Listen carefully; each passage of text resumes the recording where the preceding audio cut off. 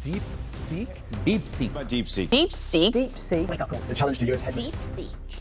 app DeepSeek हमारे देश में माँ को आई बोलते हैं वो इतना एडवांस हो गया है।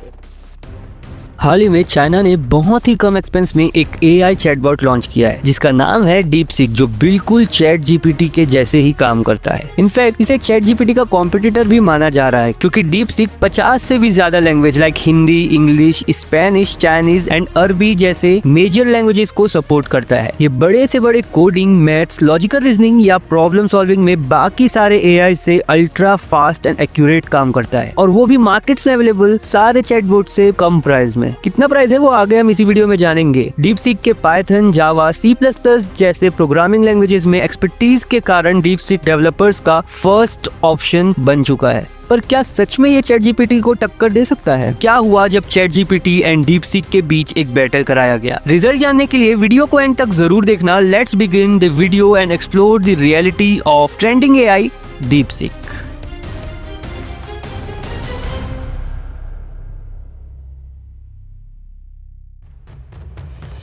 सबसे पहले राइटिंग और समराइजेशन की बात करें तो चैट जीपीटी काफी एडवांस है। ये ब्लॉग्स लिखने से लेकर किसी भी टॉपिक का स्ट्रक्चर्ड समरी देने तक सब कुछ एफिशिएंटली करता है। बट DeepSeek भी इस रेस में पीछे नहीं है। ये स्पीड में चैट जीपीटी को बहुत पीछे छोड़ चुका है।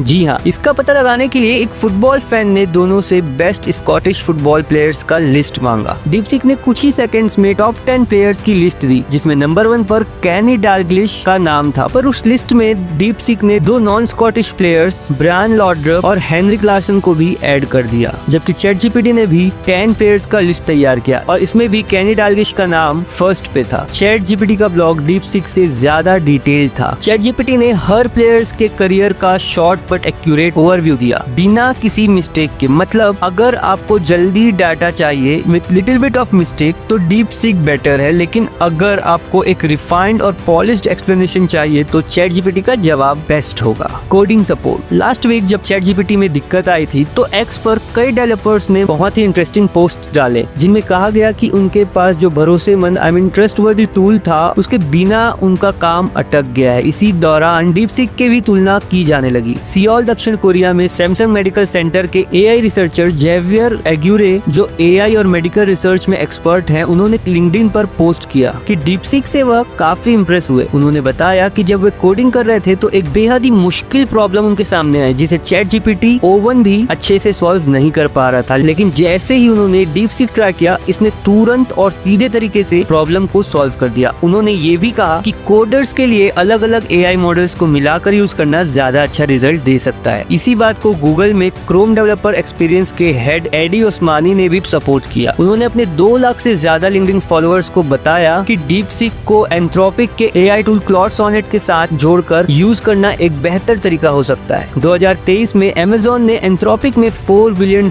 का इन्वेस्टमेंट किया था। ओस्मानी ने कहा कि DeepSeek R1 और क्लॉड सोनेट का कॉम्बिनेशन एक बहुत ही पावरफुल हाइब्रिड कोडिंग मॉडल साबित हो सकता है और बहुत से इंजीनियर्स पहले से ही इसका इस्तेमाल कर रहे हैं। उन्होंने ये भी कहा कि DeepSeek OpenAI के O1 मॉडल और क्लॉड सोनेट दोनों के मुकाबले काफी सस्ता पड़ता है। अगर आपको नए आइडियाज चाहिए तो दोनों AI अपने अलग अप्रोच लेते हैं। एक यूजर ने एक क्रिएटिव कहानी के लिए आइडियाज मांगे। चैट जीपीटी ने 6 यूनिक आइडियाज दिए जो आगे जाकर एक अच्छी कहानी बन सकते थे, जबकि DeepSeek ने सिर्फ एक आइडिया दिया जिसका नाम था लूना और वो लड़का जिसने सितारों का पीछा किया, और DeepSeek ने इस आइडिया पर खुद से ही एक फुल फ्लेज 387 वर्ड्स की स्टोरी लिख दी। कहानी में एक मिलो नाम का लड़का था जो चांद पर रहता था और कुछ नया जानने की कोशिश करता था, लेकिन लूना नाम की चीज का कोई जिक्र ही नहीं था, जो अजीब लगा क्योंकि स्टोरी के टाइटल में ही लूना का नाम लिया गया था। यानी अगर आप ब्रेनस्टॉर्मिंग मोड में हैं और बेस आइडिया की मदद से स्टोरी बना सकते हैं तो चैट जीपीटी बेटर है, बट अगर एक रेडी टू यूज कंटेंट चाहिए तो DeepSeek बेटर परफॉर्म कर सकता है। जब रिसर्च और लर्निंग की बात आती है तो दोनों AI काफी इफेक्टिव है। जैसे जब वर्ल्ड वॉर 1 के कॉज पर इनसे पूछा पूछा गया तो चैट जीपीटी ने एक डिटेल्ड एक्सप्लेनेशन दी, जबकि डीप सीक ने एक शॉर्ट और कॉन्साइज समरी दी। मतलब अगर आपको डीप लर्निंग चाहिए तो चैट जीपीटी बेस्ट है, और अगर आपको जल्दी समझना है तो डीप सीक काफी हेल्पफुल रहेगा। डीप सीक फास्टर रिस्पॉन्स देता है, खासकर प्रोग्रामिंग क्वेरीज के लिए, in comparison of chat GPT, क्योंकि चैट जीपीटी थोड़ा धीमा हो सकता है लेकिन इसके जवाब ज्यादा स्ट्रक्चर्ड होते हैं। और अगर कॉस्टिंग की बात करें तो डीप सीक सिर्फ 0.5 USD पर मंथ चार्ज करता है, जबकि वहीं दूसरी ओर चैट जीपीटी 20 USD पर मंथ,